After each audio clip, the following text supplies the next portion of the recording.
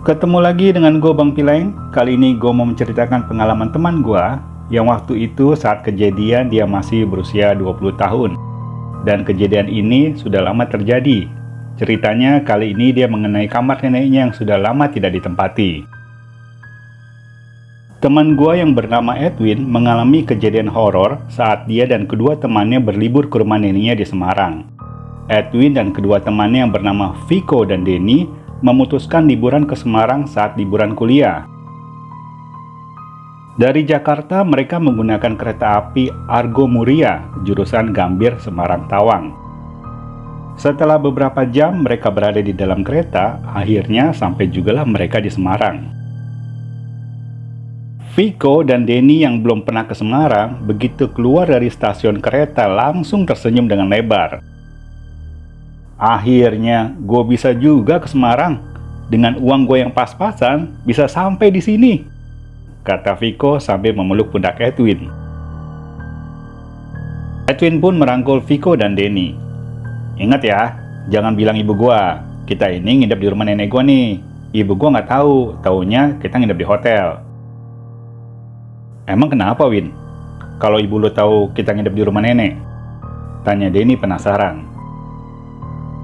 Gue juga nggak ngerti. Alasannya karena rumah itu udah kosong 10 tahun sejak nenek meninggal. Jadi kotor, katanya sih begitu alasannya. Sekalian kita bersihin aja, gimana? Sahut Viko. Sebenarnya rumah nenek gue ada yang jaga. Yang jaga itu namanya Mbak Parmin. Dia itu tetangga nenek gue. Orangnya juga udah tua, udah sepuh. Selama ini dia yang urus. Ibu gua selalu kirim uang bulanan ke anaknya Mbak Parmin buat bantu-bantu kebutuhan hidupnya. Win, kalau Mbak Parmin kasih tahu ibu lu kita di rumah nenek gimana? Nggak mungkin lah. Mbak Parmin itu udah tua. Anaknya aja nggak tinggal di situ. Anaknya paling datang seminggu atau 2 minggu sekali untuk lihat Mbak Parmin. Lagi pula di rumah nenek gua kan nggak ada telepon, jadi aman lah, tenang aja. Viko dan Denny yang mendengar ucapan Edwin, senyum yang bertambah lebar. Lumayan ngirit, gak sewa hotel kita nih. Sebelum ke rumah nenek, mereka bertiga berkeliling dulu di sekitar kota Semarang. Viko yang dari dulu pengen banget ke Lawang Sewu, mengajak kedua temannya untuk langsung ke sana. Itu adalah target utama Viko. Berbeda dengan Denny yang suka kulineran, setiap kali dia melihat khas makanan Semarang, pasti dia mampir dan mencicipinya. Sampai tidak terasa waktu sudah menunjukkan pukul 5 sore. Dengan menyewa mobil sewaan, mereka menuju ke rumah nenek sore itu. Waktu perjalanan hanya sekitar 1 jam, mereka pun sudah sampai di lokasi. Rumah nenek terlihat sangat besar dibandingkan dengan rumah tetangga lainnya. Bangunan tua yang terlihat masih kokoh dengan gaya model tua berdiri tegak di antara rumah lainnya. Warna cat yang mulai suram ditambah lumut yang menempel di dinding memberi kesan kalau rumah itu tak berpenghuni. Sedangkan beberapa meter dari rumah nenek ada rumah kecil sederhana yang ditempati oleh Mbak Parmin. Edwin dan kedua temannya pun langsung menuju ke rumah Mbak Parmin. Tangannya mengetuk pintu pagar rumah itu. Tidak berapa lama, keluarlah seorang laki-laki tua berusia 70 tahun. Badannya terlihat kurus, dengan rambut yang memutih karena uban. Laki-laki itu menghampiri ke pintu pagar. Siapa ya? Malam Mbak Parmin. Saya Edwin dari Jakarta. Cucunya Mbak Putri Jumia. Mbak Parmin terdiam. Dia melihat wajah Edwin dan kedua temannya. Usianya yang sudah tua dan kondisi badannya renta membuatnya harus mengingat-ingat lagi siapa orang yang berdiri di depannya. Mbah, saya ini anak Bu Nur. Bu Nur itu anaknya Mbah Putri Jumia, kata Edwin dengan nada pelan-pelan untuk membantu mengingatkan Mbah Parmin. Oh, Nur, anak si Jiwadon Jumia. Kamu anaknya Nur rupanya. Anak si Jiwadon, apa artinya, Win? Tanya Viko penasaran. Siji itu artinya satu, wadon itu cewek. Ibu gua kan anak satu-satunya dari nenek gua. Edwin dan kedua temannya langsung mencium tangan Mbak Parmin. Laki-laki itu membuka pintu pagar dan mempersilahkan mereka masuk. Mbak Parmin menanyakan kabar dan keadaan ibu Edwin. Karena sejak kecil, Nur, ibunya Edwin itu sangat dekat dengan Mbak Parmin. Bahkan sering tidur di rumahnya. Karena anaknya Mbak Parmin teman sekolah dan bermain Nur saat itu. Mbah, saya sama teman mau ngindap di rumah nenek. Boleh nggak saya minta kunci rumahnya? Mbak Parmin langsung mengerutkan dahinya. Setahu Mbah, nggak boleh ada yang tinggal di rumah itu. Ibumu saja kalau datang ke sini paling-paling hanya melihat-lihat rumah masa kecilnya. Itu pun dia jarang datang. Kalau tidak salah 4 tahun yang lalu, itu juga datangnya bersama kamu kan? Viko dan Denny saling bertatapan mendengar apa yang dibicarakan mereka. Kalau kamu mau tinggal aja di rumah Mbah. Kan Mbah juga sendirian di sini. Gak usah malu-malu, kata Mbak Parmin sambil membetulkan posisi duduknya yang kurang nyaman. Gimana ya Mbah? Saya udah bilang sama ibu. Kata ibu boleh tinggal di rumah nenek. Itu juga cuma 3 hari Mbah. Mana mungkin Nur mengizinkan anaknya tinggal di rumah neneknya. Emang kenapa sih Mbah kalau saya tinggal di rumah nenek? Tanya Edwin penasaran. Rumah nenekmu itu jarang dibersihkan, jadi tidak ada orang yang boleh tinggal di sini. Besok kita yang bersihin Mbah, sahut Viko untuk meyakinkan Mbak Parmin. Mbak Parmin hanya terdiam. Dia terlihat menarik nafas dalam-dalam. Sepertinya ada sesuatu yang mau disampaikan, tapi semua itu seperti ada yang mencegah di dalam pikirannya. Saya kan udah dapat izin dari ibu, masa Mbak nggak percaya? Kurang lebih 5 menit, Mbak Parmin terdiam dan tertunduk. Wajahnya terlihat memikirkan sesuatu. Tak beberapa lama, dia pun berdiri dan masuk ke dalam kamarnya. Gimana Win? Terus kita nginap di mana? Tanya Denny. Ya udah, kita pamit aja. Kita cari penginapan murah. Edwin segera berdiri dan mengambil ransel yang berada di sampingnya. Viko dan Denny juga langsung berdiri mengambil ranselnya. Saat mereka bersiap-siap hendak pamit, Mbah Parmin keluar dari kamar. Ini kuncinya.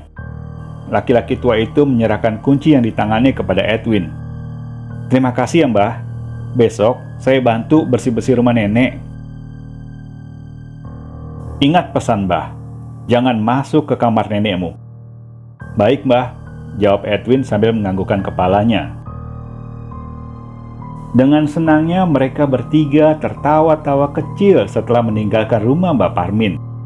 Hanya berjarak beberapa meter, sekarang mereka sudah berada berdiri di pintu utama rumah nenek. Edwin langsung membuka pintu.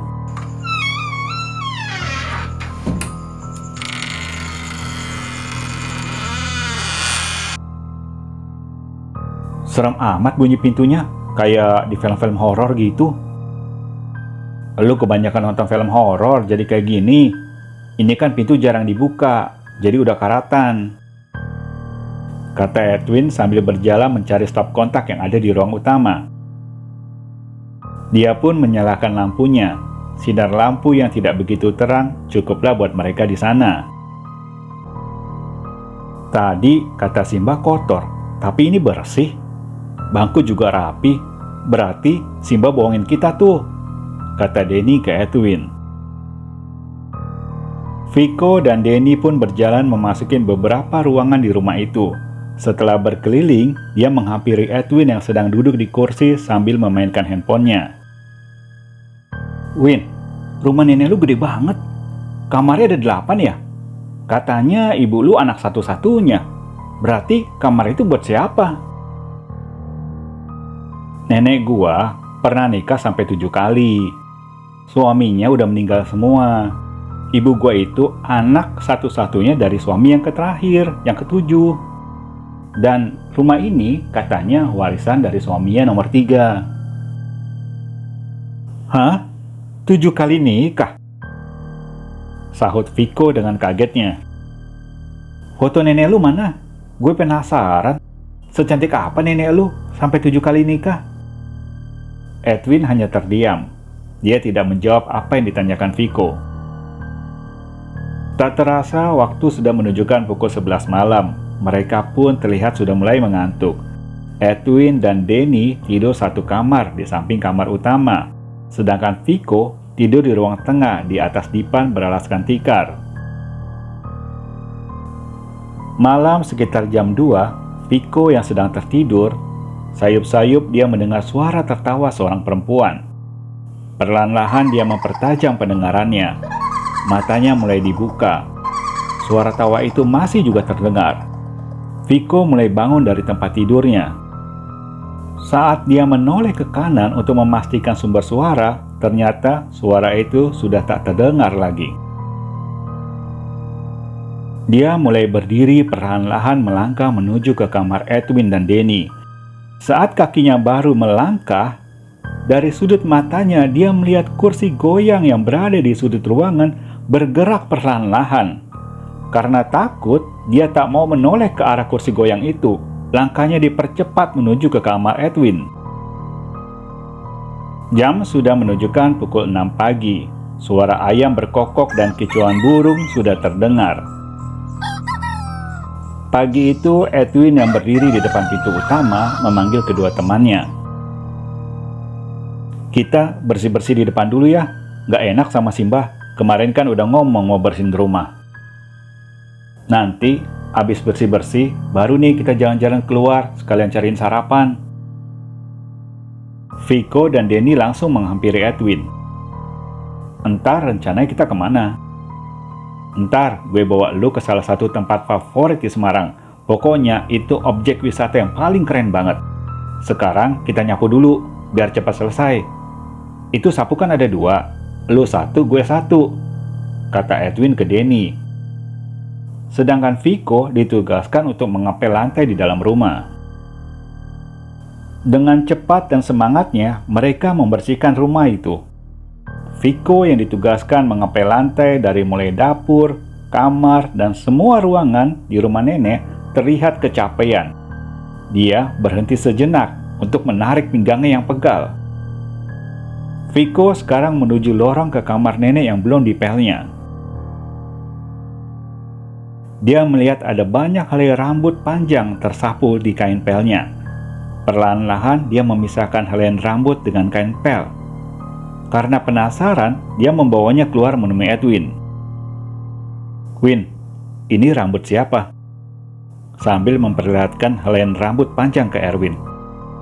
Lu dapat dari mana? Di depan kamar, yang ada lorongnya. Kamarnya kan terkunci. Iya, itu kamar nenek gua. Terus, ini rambut siapa? Kan rumah ini kosong. Ini rambut kayak rambut perempuan? Tanya Viko penasaran. Barangkali itu rambutnya anaknya Simba. Kan anaknya Simba yang cewek suka ke rumah nenek.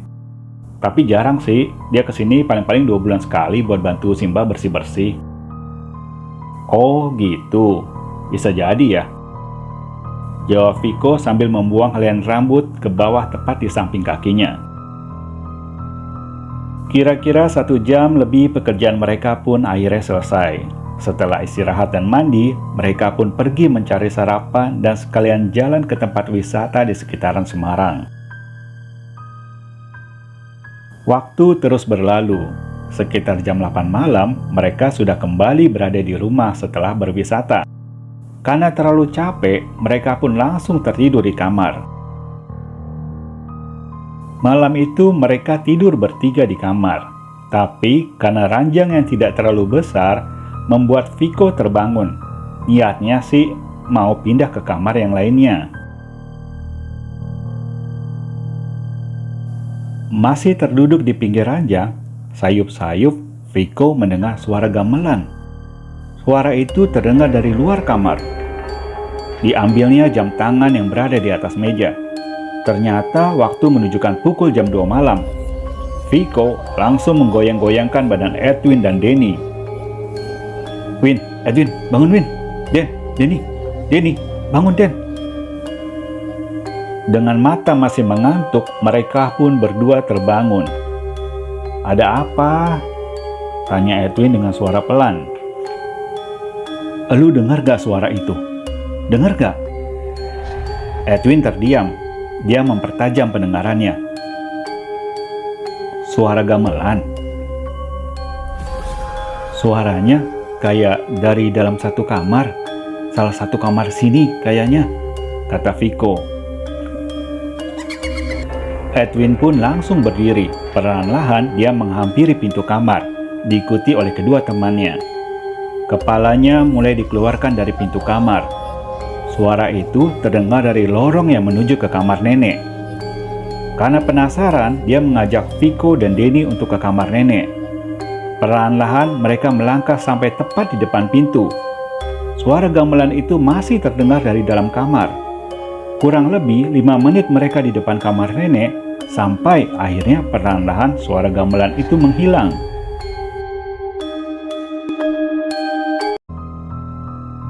Esok paginya sekitar jam 9, Edwin terlihat melamun di teras. "Win, ngapain lu di sini?" tanya Viko yang sudah berada di sampingnya.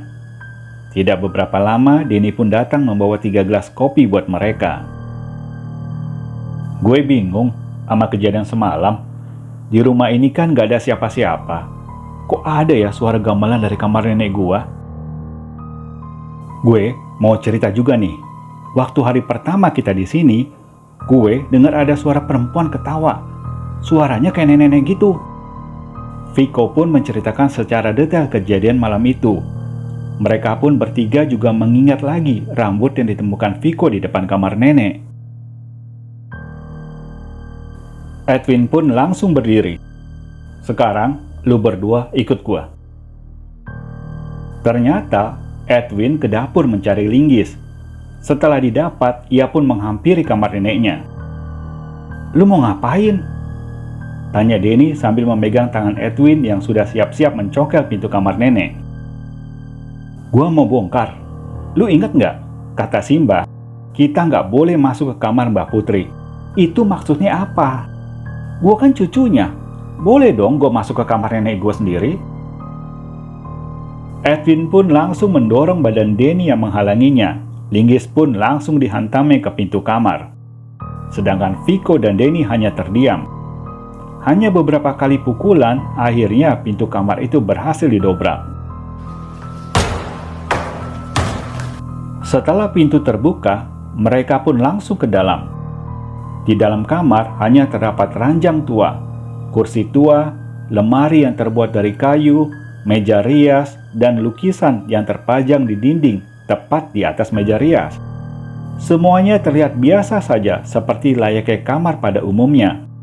Yang membedakan hanya barang-barang yang terdapat di kamar, model dan bentuk serta ukirannya terlihat sangat kuno. "Apa-apa di sini? Nggak ada yang aneh. Di sini juga nggak ada gamelan. Terus, suara semalam dari mana?" tanya Edwin ke Denny. Viko yang dari tadi terdiam, matanya hanya tertuju ke lukisan nenek yang ada di dinding. Saat itu, dia merasa ada suara yang memanggil namanya. "Viko, Viko, kamu mau kenal saya kan? Buka kotak kayu yang ada di atas meja itu." Seperti terhipnotis, perlahan-lahan Viko berjalan menuju meja rias, yang di atasnya terdapat kotak kecil terbuat dari kayu. Tangannya perlahan-lahan membuka kotak itu. "Viko, ngapain lu?" bentak Edwin. Viko langsung tersetak kaget. Dia baru sadar kalau di tangannya sudah ada kotak kecil yang terbuka.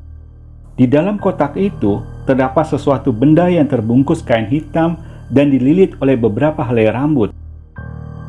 Melihat benda yang berada di dalam kotak itu, Mereka bertiga berkumpul mengelilingi kotak yang berada di tangan Viko. "Apa yang kalian lakukan di sini?" Suara itu membuat mereka bertiga kaget dan langsung melihat ke sumber suara. Mbah Parman, kami cuma pengen tahu, Mbah, di kamar nenek ada apa? Karena semalam kami dengar ada suara dari kamar ini." "Kalian sudah melanggar apa yang saya katakan. Ini adalah pesan Mbah Putri, Edwin. Dia tidak mau apa yang pernah terjadi padanya menimpa turunannya. Makanya Mbah larang kalian masuk ke kamar ini." "Maafin kita, Mbah.